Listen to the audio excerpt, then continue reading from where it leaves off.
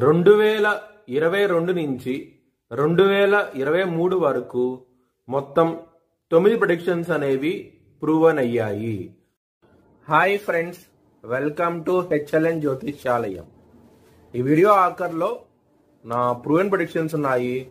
మీరు కనుక నా వాట్సాప్ గ్రూప్లోకి యాడ్ అవ్వాలనుకుంటే కనుక ఇక్కడ మోర్ అని ఉంటుంది, ఆ మోర్ మీద క్లిక్ చేయండి. ఇలా డిస్క్రిప్షన్ ఓపెన్ అవుతుంది. డిస్క్రిప్షన్ ఓపెన్ అయిన తర్వాత ఇక్కడ వాట్సాప్ గ్రూప్ లింక్ ఉంది, అట్లాగే ఇక్కడ మోర్ అని ఉంటుంది ఇంకా. సో ఇవన్నీ లింక్స్ అనమాట.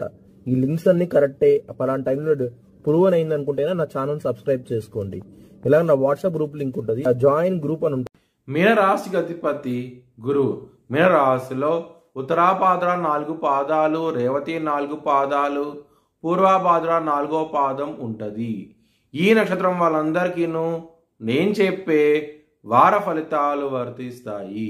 ఈ వారంలో లగ్నాధిపతి అయిన గురువు మీకు 3వ స్థానంలో ఉన్నారు, కుజుడితో కలిసి ఉన్నారు. కాబట్టి ఆరోగ్యపరంగా మాత్రం ఇబ్బంది పడే అవకాశం ఎక్కువగా ఉన్నది. కొంచెం జాగ్రత్త అంటూ ఎక్కువ తీసుకోండి. 4వ స్థానం నుంచి సూర్యుడు మీకు 5వ స్థానానికి వెళ్తున్నారు. లవర్స్కి మాత్రం ఈ వారం అనేది చాలా చాలా ఇబ్బందికరంగా ఉంటుంది. ఇగో ఫీలింగ్స్ లాంటివి ఎక్కువయ్యే అవకాశం ఎక్కువగా ఉన్నది. సూర్యుడు కర్కాటక రాశికి వెళ్తున్నారు కాబట్టి మీకు ఇగో ఫీలింగ్స్ అనేవి ఎక్కువగా ఉంటాయి. ఈ వారంలో కొంచెం జాగ్రత్త అంటూ ఎక్కువ తీసుకోండి. బుధుడు 5వ స్థానం నుంచి 6వ స్థానానికి వెళ్తున్నారు. రుణారోగ శత్రుస్థానంలోకి వెళ్తున్నారు. సింహరాశిలో బుధుడు బలం ఎక్కువ ఉంటుంది. దాని మూలంగా శత్రువులు అనేవాళ్ళు నశిస్తారు. మీకు శత్రువులకి రావాల్సిన కాంట్రాక్ట్ కూడా మీకు వచ్చే అవకాశం ఎక్కువగా ఉన్నది. ఈ వారంలో చాలా ఆనందంగా ఉంటారు. 7వ స్థానాధిపతి అయిన బుధుడు 6వ స్థానంలో ఉన్నారు కాబట్టి ఆరోగ్యపరంగాను అలాగే మ్యారేజ్ పరంగాను ఇంప్రూవ్మెంట్స్ అనేవి కనబడతాయి. ఈ వారంలో చాలా ఆనందంగా ఉంటారు. ఇక్కడ కుజుడు 3వ స్థానంలో ఉన్నారు.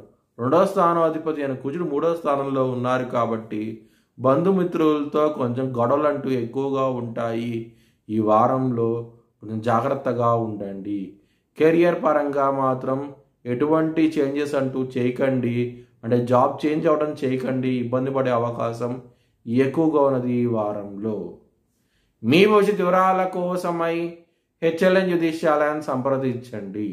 2024 భారత్ ప్రైమ్ మినిస్టర్గా నరేంద్ర మోడీ రీఎలక్ట్ అవుతాడని చెప్పి నేను మార్చ్ 2022లో చెప్పడం జరిగింది. అది ఈ నెల ప్రూవ్ అయ్యింది. Thanks for watching video. Please like, share and subscribe my